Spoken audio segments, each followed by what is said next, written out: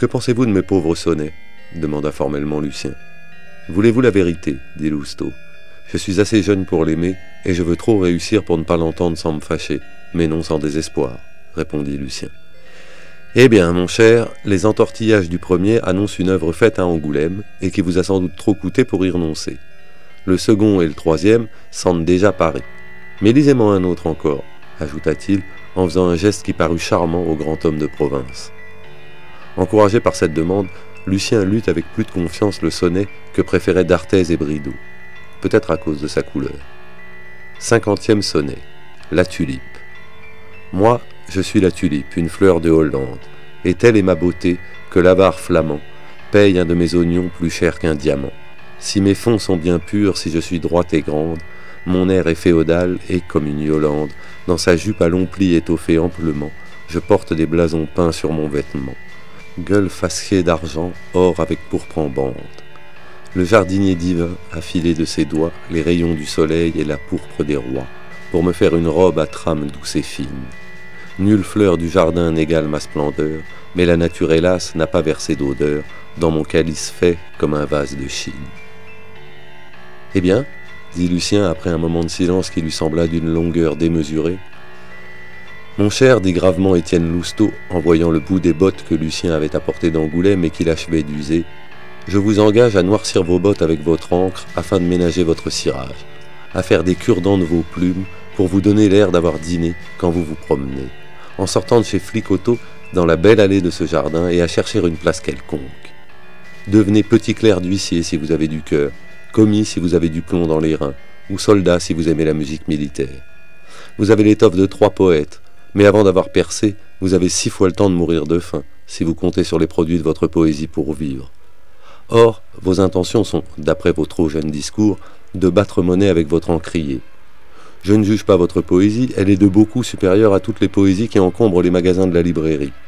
Ces élégants rossignols, vendus un peu plus cher que les autres à cause de leur papier vélin, viennent presque tous s'abattre sur les rives de la Seine, où vous pouvez aller étudier leurs chants si vous voulez faire un jour quelques pèlerinages instructifs sur les quais de Paris, depuis l'étalage du Père Jérôme au pont Notre-Dame jusqu'au pont Royal. Vous rencontrerez là tous les essais poétiques, les inspirations, les élévations, les hymnes, les chants, les ballades, les odes, enfin, toutes les couvées écloses depuis 7 années, des muses couvertes de poussière, éclaboussées par les fiacres, violées par tous les passants qui veulent voir la vignette du titre. Vous ne connaissez personne, vous n'avez d'accès dans aucun journal. Vos marguerites resteront chastement pliées comme vous les tenez. Elles n'écloreront jamais au soleil de la publicité dans la prairie des grandes marges, émaillées des fleurons que prodigue l'illustre Doria, le libraire des célébrités, le roi des galeries de bois. Mon pauvre enfant, je suis venu comme vous, le cœur plein d'illusions, poussé par l'amour de l'art, porté par d'invincibles élans vers la gloire. J'ai trouvé les réalités du métier, les difficultés de la librairie et le positif de la misère. Mon exaltation, maintenant comprimée, mon effervescence première, me cachait le mécanisme du monde. Il a fallu le voir, se cogner à tous les rouages, heurter les pivots, me graisser aux huiles, entendre le cliquetis des chaînes et des volants. Comme moi, vous allez savoir que sous toutes ces belles choses rêvées, s'agitent des hommes, des passions et des nécessités. Vous vous mêlerez forcément à d'horribles luttes, d'œuvre à œuvre, d'homme à homme, de parti à parti, où il faut se battre systématiquement pour ne pas être abandonné par les siens. Ces combats ignobles désenchantent l'âme, dépravent le cœur et fatiguent en pure perte. Car vos efforts servent souvent à faire couronner un homme que vous haïssez, un talent secondaire présenté malgré vous comme un génie. La vie littéraire a ses coulisses. Les succès surpris ou mérités, voilà ce qu'applaudit le parterre. Les moyens toujours hideux, les comparses enluminés, les claqueurs et les garçons de service. Voilà ce que recèlent les coulisses. Vous êtes encore au parterre. Il en est temps, abdiquez avant de mettre un pied sur la première marche du trône que se disputent tant d'ambition, et ne vous déshonorez pas comme je le fais pour vivre. Une larme mouilla les yeux d'Étienne Lousteau. « Savez-vous comment je vis ?» reprit-il avec un accent de rage. « Le peu d'argent que pouvait me donner ma famille fut bientôt mangé. Je me trouvais sans ressources après avoir fait recevoir une pièce au Théâtre Français. Au Théâtre Français, la protection d'un prince ou d'un premier gentilhomme de la chambre du roi ne suffit pas pour faire obtenir un tour de faveur. Les comédiens ne cèdent qu'à ceux qui menacent leur amour-propre. Si vous aviez le pouvoir de faire dire que le jeune premier a un asthme, la jeune première une fistule où vous voudrez, que la soubrette tue les mouches au vol, vous seriez joué demain. Je ne sais pas si dans 2 ans d'ici je serai, moi qui vous parle, en état d'obtenir un semblable pouvoir. Il faut trop d'amis. Ou comment et par quoi gagner mon pain fut une question que je me suis faite en sentant les atteintes de la faim.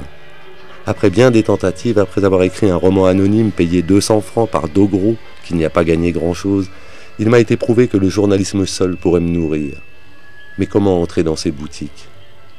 Je ne vous raconterai pas mes démarches et mes sollicitations inutiles, ni 6 mois passés à travailler comme surnuméraire et à m'entendre dire que j'effarouchais l'abonné, quand au contraire je l'apprivoisais. Passons sur ces avanies. Je rencontre aujourd'hui des théâtres du boulevard, presque gratis, dans le journal qui appartient à Finot, ce gros garçon qui déjeune encore 2 ou 3 fois par mois au café Voltaire, mais vous n'y allez pas. Finot est rédacteur en chef. Je vis en vendant les billets que me donnent les directeurs de ces théâtres pour solder ma sous-bienveillance au journal, les livres que m'envoient les libraires et dont je dois parler. Enfin, je trafique, une fois Finot satisfait, des tributs en nature qu'apportent les industries pour lesquelles ou contre lesquelles il me permet de lancer des articles. L'eau carminative, la pâte des sultanes, l'huile céphalique, la mixture brésilienne, paye un article goguenard 20 ou 30 francs. Je suis forcé d'aboyer après le libraire qui donne peu d'exemplaires au journal. Le journal en prend 2 que vend Finot, il m'en faut 2 à vendre. Publia-t-il un chef-d'œuvre, le libraire avare d'exemplaires est assommé. C'est ignoble, mais je vis de ce métier, moi comme 100 autres. Ne croyez pas le monde politique beaucoup plus beau que ce monde littéraire. Tout dans ces 2 mondes est corruption. Chaque homme y est ou corrupteur ou corrompu. Quand il s'agit d'une entreprise de librairie un peu considérable, le libraire me paye de peur d'être attaqué. Aussi mes revenus sont-ils en rapport avec les prospectus. Quand le prospectus sort en éruption militaire, l'argent entre à flot dans mon gousset, je régale alors mes amis. Pas d'affaires en librairie, je dîne chez Flicoteau. Les actrices payent aussi les éloges, mais les plus habiles payent les critiques. Le silence est ce qu'elles redoutent le plus. Aussi une critique, faite pour être rétorquée ailleurs, vaut-elle mieux et se paye-t-elle plus cher qu'un éloge tout sec, oublié le lendemain? La polémique, mon cher, est le piédestal des célébrités. À ce métier de spadassin des idées et des réputations industrielles, littéraires et dramatiques, je gagne 50 écus par mois. Je puis vendre un roman 500 francs, et je commence à passer pour un homme redoutable. Quand, au lieu de vivre chez Florine aux dépens d'un droguiste qui se donne des airs de Milord, je serai dans mes meubles, que je passerai dans un grand journal où j'aurai un feuilleton, ce jour-là, mon cher, Florine deviendra une grande actrice. Quant à moi, je ne sais pas alors ce que je puis devenir, ministre ou honnête homme. Tout est encore possible. Il releva sa tête humiliée, jeta vers le feuillage un regard de désespoir accusateur et terrible. Et j'ai une belle tragédie reçue, et j'ai dans mes papiers un poème qui mourra. Et j'étais bon, j'avais le cœur pur. J'ai pour maîtresse une actrice du panorama dramatique, moi qui rêvais de belles amours parmi les femmes les plus distinguées du grand monde. Enfin, pour un exemplaire refusé par le libraire à mon journal, je dis du mal d'un livre que je trouve beau. Lucien, ému aux larmes, serra la main d'Étienne. En dehors du monde littéraire, dit le journaliste en se levant et se dirigeant vers la grande allée de l'Observatoire, où les 2 poètes se promenaient, comme pour donner plus d'air à leurs poumons. Il n'existe pas une seule personne qui connaisse l'horrible odyssée par laquelle on arrive à ce qu'il faut nommer selon les talents, la vogue, la mode, la réputation, la renommée, la célébrité, la faveur publique. Ces différents échelons qui mènent à la gloire et qui ne la remplacent jamais. Ce phénomène moral si brillant se compose de 1000 accidents qui varient avec tant de rapidité qu'il n'y a pas exemple de 2 hommes parvenus par une même voie. Canalis et Nathan sont 2 faits dissemblables et qui ne se renouvelleront pas. D'Arthez, qui s'éreinte à travailler, deviendra célèbre par un autre hasard. Cette réputation tant désirée est presque toujours une prostituée couronnée. Oui, pour les basses œuvres de la littérature, elle représente la pauvre fille qui gèle au coin des bornes. Pour la littérature secondaire, c'est la femme entretenue qui sort des mauvais lieux du journalisme et à qui je sers de souteneur. Pour la littérature heureuse, c'est la brillante courtisane insolente qui a des meubles, paye des contributions à l'État, reçoit les grands seigneurs, les traite et les maltraite à sa livrée, sa voiture, et qui peut faire attendre ses créanciers altérés. Ah, ceux pour qui elle est, pour moi jadis, pour vous aujourd'hui, un ange aux ailes diaprées, revêtu de sa tunique blanche montrant une palme verte dans sa main, une flamboyante épée dans l'autre, tenant à la fois de l'abstraction mythologique qui vit au fond d'un puits et de la pauvre fille vertueuse exilée dans un faubourg, ne s'enrichissant qu'aux clartés de la vertu par les efforts d'un noble courage, et revolant aux cieux avec un caractère immaculé quand elle ne décède pas souillée, fouillée, violée, oubliée dans le char des pauvres. Ces hommes à cervelle cerclée de bronze, au cœur encore chaud sous les tombées de neige de l'expérience, ils sont rares dans le pays que vous voyez à nos pieds. dit-il en montrant la grande ville qui fumait au déclin du jour. Une vision du cénacle passa rapidement aux yeux de Lucien et l'émut, mais il fut entraîné par Lousteau qui continua son effroyable lamentation. Ils sont rares et clairsemés dans cette cuve en fermentation, rares comme les vrais amants dans le monde amoureux, rares comme les fortunes honnêtes dans le monde financier, rares comme un homme pur dans le journalisme. L'expérience du premier qui m'a dit ce que je vous dis a été perdue, comme la mienne sera sans doute inutile pour vous. Toujours la même ardeur précipite chaque année de la province ici, un nombre égal, pour ne pas dire croissant, d'ambitions imberbes qui s'élancent la tête haute, le cœur altier, à l'assaut de la mode, cette espèce de princesse tourandocte des 1001 jours, pour qui chacun veut être le prince Calaf. Mais aucun ne devine l'énigme, tous tombent dans la fosse du malheur, dans la boue du journal, dans les marais de la librairie. Ils glanent ces mendiants, des articles biographiques, des tartines, des faits paris aux journaux, ou des livres commandés par de logiques marchands de papier noirci, qui préfèrent une bêtise débitée en 15 jours à un chef-d'œuvre qui veut du temps pour se vendre. Ces chenilles, écrasées avant d'être papillons, vivent de honte et d'infamie, prêtes à mordre ou à vanter un talent naissant, sur l'ordre d'un pacha du constitutionnel, de la quotidienne, des débats, au signal des libraires, à la prière d'un camarade jaloux, souvent pour un dîner. Ceux qui surmontent les obstacles oublient les misères de leur début. Moi qui vous parle, j'ai fait pendant 6 mois des articles où j'ai mis la fleur de mon esprit pour un misérable qui les disait de lui, qui sur ses échantillons a passé rédacteur d'un feuilleton. Il ne m'a pas pris pour collaborateur. Il ne m'a même pas donné 100 sous. Je suis forcé de lui tendre la main et de lui serrer la sienne. « Et pourquoi ?» dit fièrement Lucien. « Je puis avoir besoin de mettre 10 lignes dans son feuilleton » répondit froidement Lousteau. « Enfin, mon cher, travailler n'est pas le secret de la fortune en littérature. Il s'agit d'exploiter le travail d'autrui. Les propriétaires de journaux sont des entrepreneurs, nous sommes des maçons. Aussi, plus un homme est médiocre, plus promptement arrive-t-il. Il peut avaler des crapauds vivants, se résigner à tout, flatter les petites passions basses des sultans littéraires, comme un nouveau venu de Limoges, Hector Merlin, qui fait déjà de la politique dans un journal du centre droit et qui travaille à notre petit journal.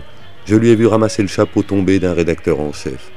En offusquant personne, ce garçon-là passera entre les ambitions rivales pendant qu'elles se battront. Vous me faites pitié. Je me vois en vous comme j'étais, et je suis sûr que vous serez dans 1 an ou 2 ans comme je suis. Vous croirez à quelque jalousie secrète, à quelque intérêt personnel dans ces conseils amers, mais ils sont dictés par le désespoir du damné qui ne veut plus quitter l'enfer. Personne n'ose dire ce que je vous crie, avec la douleur de l'homme atteint au cœur et comme un autre Job sur le fumier. Voici mes ulcères. Lutter sur ce champ ou ailleurs, je dois lutter, dit Lucien. Sachez-le donc, reprit Lousteau, cette lutte sera sans trêve si vous avez du talent, car votre meilleure chance serait de n'en pas avoir.